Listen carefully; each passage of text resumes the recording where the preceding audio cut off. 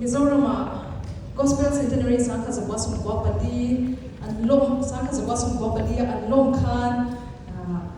La Mola and Losa Daito Kaniapi Ma La and Yavangin Gini Tanson Luiti can say Kayanga Chimingua Sangi Ulama Puraba the Zolana and Satwak Melia Dianin Sangi Song Ulama generation Thursday the Lord's Waka, he bring the loss of talk in Tanya, Zanina Hianin, Hantumok Sa, Lutuka the big law, is a Lama, he don't have to say to Pastor Dennis a Cameron Kola, La Sabi Dene Lozon, Christana Dawam Hnamte, take a Suidona, take a foot again, Minrondora, and no India, Starbucks need to again, Zanina Hen knows word in. Chota Body Silla, Lamato, Tagania, Jonathan knows more deep than Zilo, blockade on it. A part of Hansha's here, Katona, Satire, that didn't keep it for Kalo.